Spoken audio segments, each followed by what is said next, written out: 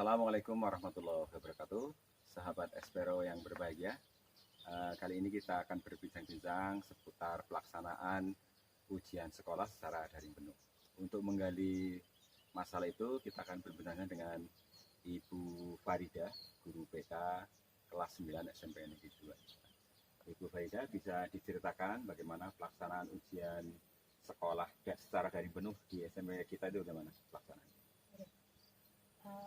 Sahabat Espero, pelaksanaan ujian sekolah SMP Negeri 2 Ciparan dilaksanakan mulai hari Kamis tanggal 22 April 2021 sampai dengan tanggal 29 April 2021 dan diikuti oleh 281 siswa dan dilaksanakan secara daring atau melalui jaringan internet.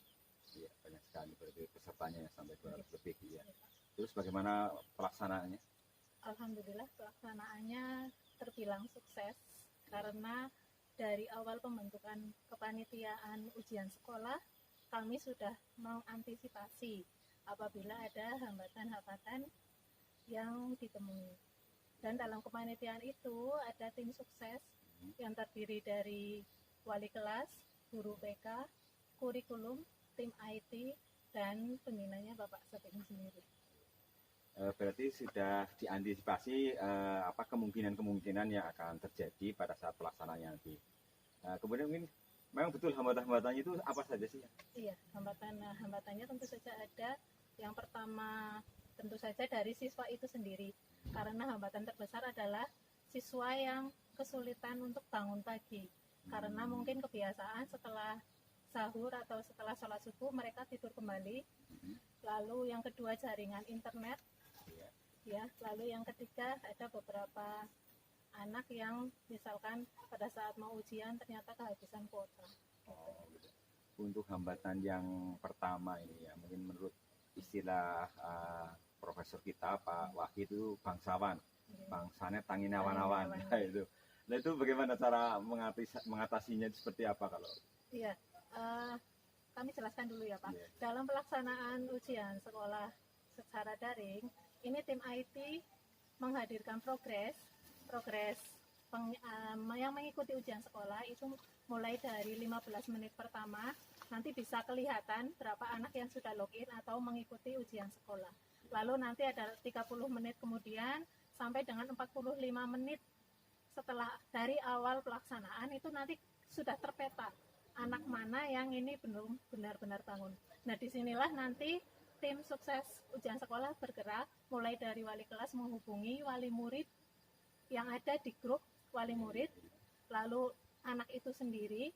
Kalau sampai dengan jam 1 jam pelaksanaan anak itu belum bangun, nanti tim penjemput akan langsung menjemput anak itu ke rumahnya.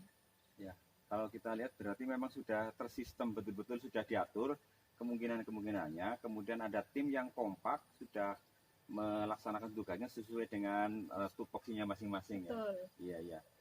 Kemudian bagaimana setelah ada kondisi seperti yang digambarkan tadi? Sebenarnya gimana?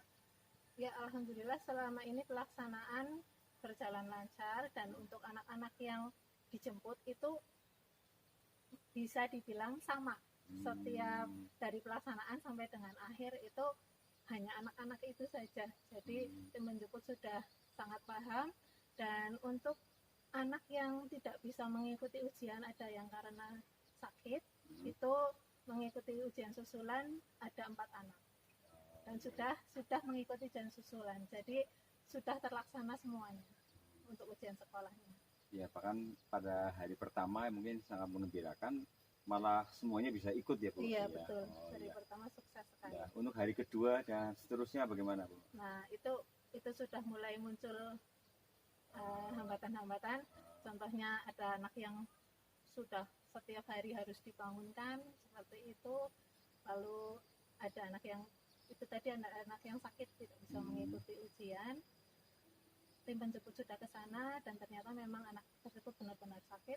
Berarti kami daftarkan untuk ujian susulan. Gitu. Apakah tim penjemput yang ditugaskan ke rumah-rumah itu, ke rumah anak-anak itu betul. juga tidak mengalami kendala misalnya? Tidak, alhamdulillah sudah sangat paham karena mulai dari PJJ, Hmm. itu pembelajaran jarak jauh, itu kan ada evaluasi BK. Hmm. Nah, dari evaluasi itu sudah terpeta anak-anak yang memang biasanya telat mengerjakan tugas, dan penjemput itu sudah paham rumahnya dan anak-anak tersebut. Iya, iya. Ini gambarannya mungkin sangat apa ya, sangat memuaskan ya untuk rekan-rekan dari orang tua, wali murid dan sebagainya itu ya. Yang mudah-mudahan ini bisa berjalan dengan baik. Nah, untuk pelaksanaan secara keseluruhan Bu, dari hari pertama sampai hari terakhir itu bagaimana secara keseluruhan, mungkin yang bisa disimpulkan oleh Ibu Farida? Menurut saya secara keseluruhan pelaksanaan ujian sekolah berjalan lancar.